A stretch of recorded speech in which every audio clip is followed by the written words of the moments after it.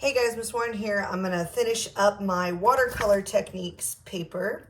So the next one is wax resist. So crayons are primarily made out of wax, and the water doesn't mix well with wax. It's hydrophobic. So I'm going to color some areas really solid with my wax crayon. If you want to draw something, you can draw something.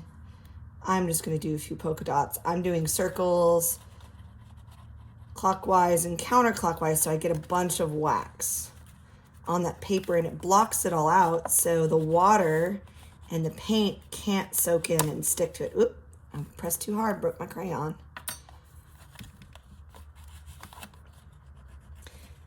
Get a few more dots on there.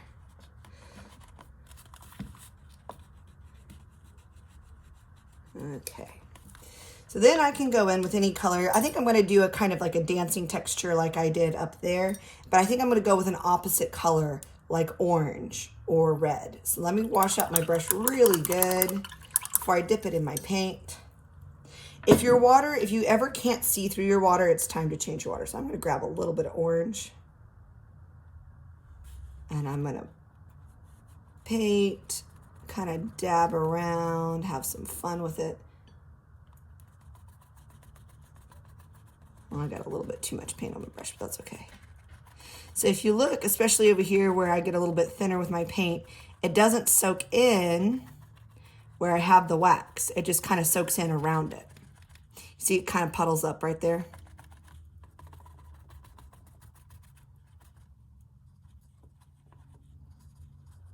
Here, I'm going to clean off my brush really good. I'm going to grab a little bit of red because I think some red orange would be kind of fun here. You see my red's bleeding into there where it's wet.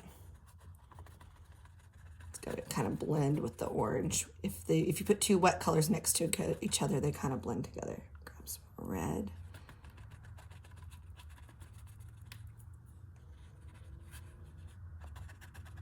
And I'm not smashing my brush. I'm just like softly dabbing it. You don't want to smash your brush because it'll mess up your bristles. Grab a little orange from over there so we can mix over here. Get some of that warmth. Kind of overlap those colors. But see, I can paint right over that crayon and it doesn't soak in where that crayon is. It just soaks in around it. Here you can see some of the specks where I didn't get the wax really solid on the paper. So it won't soak into where the crayon is, but it will soak in around it. Okay, so the last one is dry brush. So when your brush is full of water, that's not a dry brush. What a dry brush is it's also called a thirsty brush. Let me rinse out my brush really good. If your brush is too wet, you kind of pick up your brush and squeeze out the rest of the water. You can kind of dry it off on a paper towel. So you want it to dry till it starts to look kind of fuzzy. You can see like the individual hairs on the bottom. Then you're gonna pick up a little bit of paint. I think I'm gonna pick up some purple. And I've got it near the edge where it's not as wet as the center.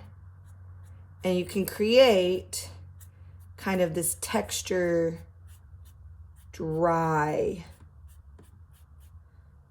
brushing. You have more control over your lines. It's not flowing everywhere. You just get a little bit of paint in your brush. Grab some more. You can get like almost like a hairy texture. Now this area is pretty dry. You can even do dry brushing over already dry surfaces. If I tried to do it over a wet surface, it would just bleed out and not really work. So let me grab a little bit of purple and I can do some dry brushing over the top of my purple. Now it'll be tinted red just a little bit, but you can see I still have control and I can kind of draw like almost like a fuzzy texture on there. Now I'm gonna wash out my brush and just show you all one more thing. Okay, now my water is looking a little purple. If I was gonna use yellow, I would wanna wash that out before I used yellow so I didn't dirty it, but this is still clear enough for me to use with most of my other colors. So let me grab just some plain water. I'm gonna go in the middle here. If you paint even just pure plain water, I'm just gonna put a little bit right there.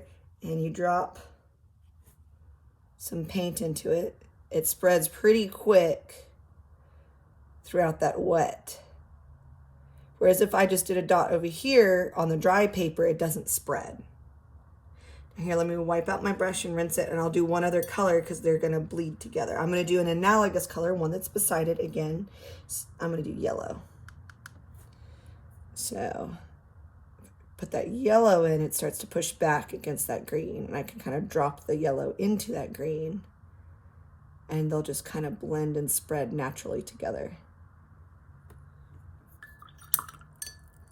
I can push some of the water that's around in there, kind of control it a little bit, but you don't want to scrub watercolor too much. I'll put a little water over here to kind of lead it this way. There we go. Okay, so those are 6 watercolor basic techniques, plus some wet into wet. That's what you would need to know to basically start using watercolor.